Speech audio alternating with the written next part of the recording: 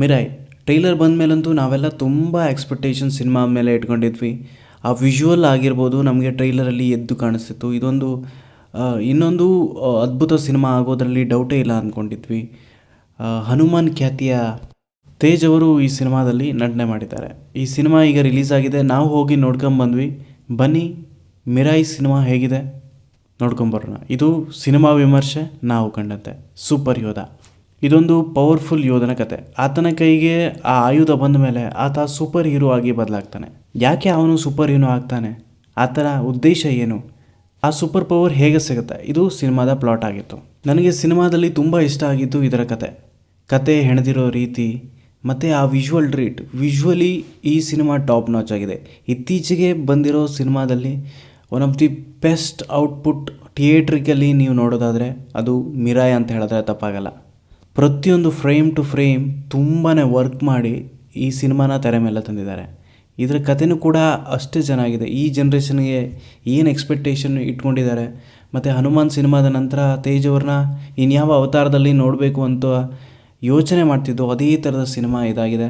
ತುಂಬ ಚೆನ್ನಾಗಿ ಬಂದಿದೆ. ಕತೆ ಕೂಡ ಹಾಗೆ 9 ಗ್ರಂಥಗಳ ಬಗ್ಗೆ, ಅದನ್ನು ವಶಪಡಿಸಿಕೊಳ್ಳುವ ಒಬ್ಬ ವಿಲನ್ನ ಬಗ್ಗೆ ತುಂಬ ಅಪ್ರಿಷಿಯೇಟ್ ಮಾಡಬೇಕಾಗಿರೋದು ಮನೋಜ್ ಅವರ ಆ್ಯಕ್ಟಿಂಗ್ ಅಂತೂ ಸೂಪರಾಗಿ. ಅವರ ಸ್ಕ್ರೀನ್ ಪ್ರೆಸೆನ್ಸ್ ನಮಗೆ ತುಂಬ ಇಷ್ಟ ಆಗುತ್ತೆ. ಮತ್ತು ಅವರ ವಿಲನ್ಗೆ ಏನೇನು ಬೇಕೋ ಆ ಪವರ್ ಬಂದಮೇಲೆ ಅವ್ರು ಹೇಗೆ ಆಡ್ತಾರೆ, ಆ ಕ್ಯಾರೆಕ್ಟರ್ ಇದೆಯಲ್ಲ ಅದು ಸಖತ್ತಾಗಿ ನಿಭಾಯಿಸಿದ್ದಾರೆ. ತುಂಬ ಇಷ್ಟ ಆಯಿತು ಅವ್ರು ನೋಡಿ.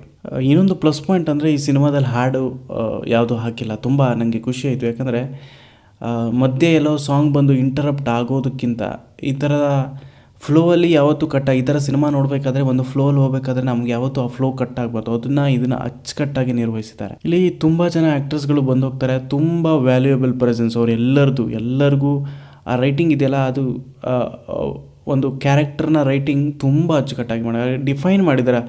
ಪ್ರತಿಯೊಂದು ಕ್ಯಾರೆಕ್ಟರ್ನೂ ಹೀಗೆ ಇರಬೇಕು ಅಂತ ಡಿಫೈನ್ ಮಾಡಿರೋ ರೀತಿ ತುಂಬ ಚೆನ್ನಾಗಿದೆ.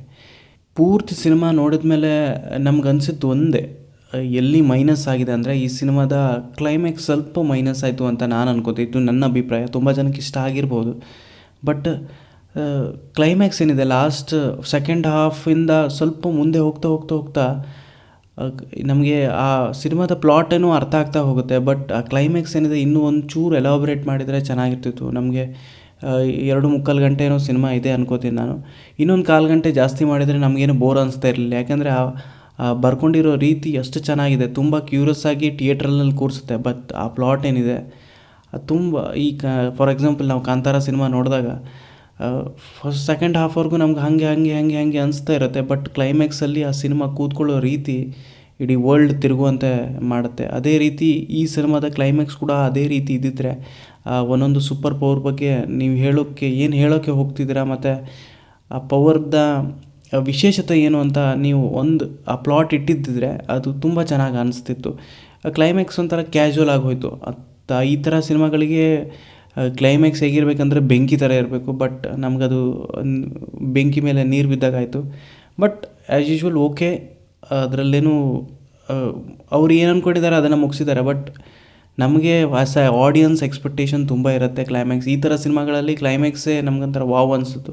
ಬಟ್ ಆ ಥರ ವಾವ್ ನಮಗೆ ಕ್ಲೈಮ್ಯಾಕ್ಸ್ನಲ್ಲಿ ಅನಿಸಿಲ್ಲ. But over all visual treat ಆಗಿರ್ಬೋದು, ಆ ಸಿನಿಮಾ ಪ್ರೆಸೆನ್ಸ್ ಆಗಿರ್ಬೋದು, ಆ ಕತೆ ಆಗಿರ್ಬೋದು ತುಂಬ ಚೆನ್ನಾಗಿದೆ. ಇದು ಎಲ್ಲರೂ ಹೋಗಿ ಕೂತು ನೋಡುವಂಥ ಸಿನಿಮಾ. ದಯವಿಟ್ಟು ಈ ಸಿನಿಮಾನ ಥಿಯೇಟ್ರಲ್ಲೇ ಹೋಗಿ ನೋಡಿ. ಈ ಸಿನಿಮಾ ಖಂಡಿತ ನಿಮಗೆಲ್ಲ ಇಷ್ಟ ಆಗುತ್ತೆ. ಆ ಥರದ ಒಂದು ಕಾನ್ಸೆಪ್ಟ್ ಅಥವಾ ವೆರೈಟಿ ಆಫ್ ಸಿನಿಮಾ ಅಂತ ಹೇಳ್ಬೋದು. ಸಿಗೋಣ ಮುಂದಿನ ವಿಡಿಯೋದಲ್ಲಿ. ಈ ವಿಡಿಯೋ ಇಷ್ಟ ಆಗಿದ್ದರೆ ದಯವಿಟ್ಟು ಒಂದು ಲೈಕ್ ಮತ್ತು ಸಬ್ಸ್ಕ್ರೈಬನ್ನು ಮಾಡಿ. ಹೊಸ ವಿಡಿಯೋ ಜೊತೆ ಮತ್ತೆ ಸಿಗ್ತೀನಿ. ಅಲ್ಲಿವರೆಗೂ ನೋಡ್ತಾ ಇರಿ ಬಂಟಿ ಅಡ್ಡ. ಮಾಹಿತಿ ಮತ್ತು ಮನೋರಂಜನೆಗಾಗಿ ಬಂಟಿ ಅಡ್ಡ ಯಾವಾಗಲೂ ತಯಾರಿರುತ್ತೆ.